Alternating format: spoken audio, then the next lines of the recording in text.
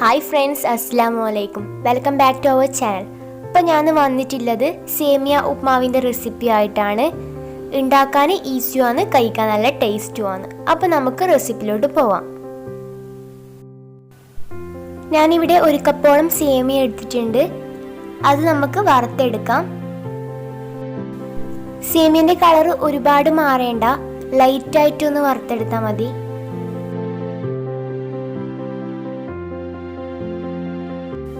അപ്പോൾ ഇതൊരു ഗോൾഡൻ കളറായി വരുന്നുണ്ട്. ഇനി നമുക്ക് ഫ്ലെയിം ഓഫ് ചെയ്യാം.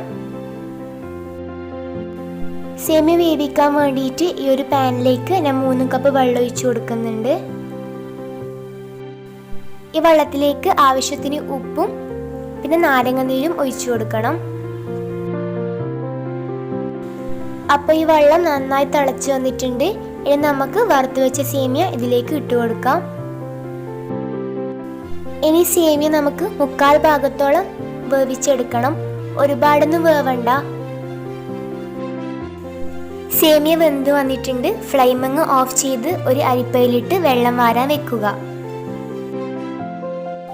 ഇനി പാനിലേക്ക് നമുക്ക് 1 ടീസ്പൂണോളം വെളിച്ചെണ്ണ ഒഴിച്ചു കൊടുക്കാം. എന്നിട്ട് കുറച്ച് കടുക് ഇട്ട് കൊടുക്കാം. 1 ടീസ്പൂൺ ഉഴുന്നും കൂടി ഞാൻ ഇട്ട് കൊടുക്കുകയാണ്.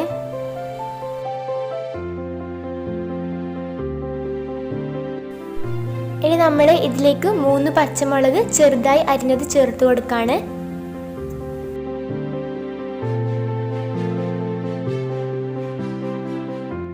ഇനി 1/4 ടീസ്പൂണ് ഇഞ്ചി ചെറുതായി അരിഞ്ഞതും കൂടി ചേർത്ത് കൊടുത്തിട്ട് നന്നായിട്ടൊന്ന് ഇളക്കി കൊടുക്കണം. ഒരു മീഡിയം വലുപ്പമുള്ള സവാള ചെറുതായി അരിഞ്ഞെടുത്താണ്, അതും ചേർത്ത് കൊടുത്തിട്ട് ഒന്ന് മിക്സ് ആക്കി എടുക്കുക.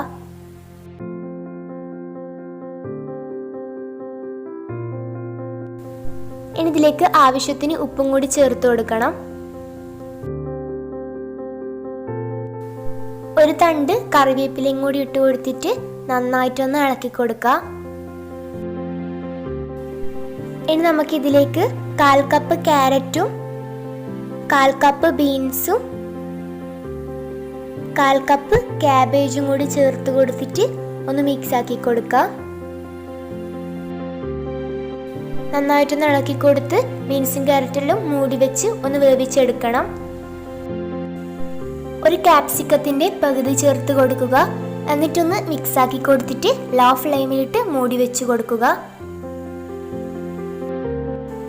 ഇനി ഇതിലേക്ക് ഒരു തേങ്ങ ചിരവിയത് ചേർത്ത് കൊടുത്തിട്ട് മിക്സ് ആക്കി കൊടുക്കുക.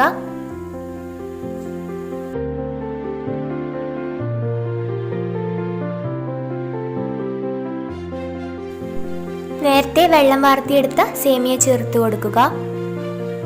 എന്നിട്ട് ഇതെല്ലാം കൂടിയിട്ടൊന്ന് മിക്സ് ആക്കി എടുക്കണം. ചാനൽ ഇതുവരെ സബ്സ്ക്രൈബ് ചെയ്യാതെയാണ് വീഡിയോ കാണുന്നതെങ്കിൽ സബ്സ്ക്രൈബ് ചെയ്ത് ബെല്ലൈക്കൺ കൂടി ഒന്ന് ക്ലിക്ക് ചെയ്യണേ.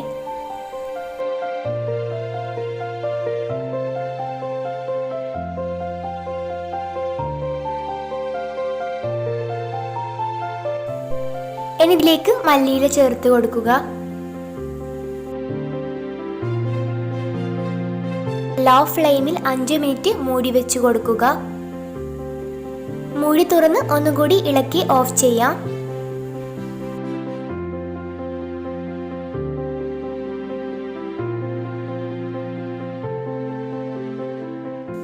അപ്പം നമ്മൾ ഈസിയും ടേസ്റ്റിയുമായിട്ടുള്ള സേമിയ ഉപ്മാവ് റെഡി ആയിട്ടുണ്ട്. ഇനി നമുക്കിതൊരു പ്ലേറ്റിലേക്ക് സെർവ് ചെയ്യാം.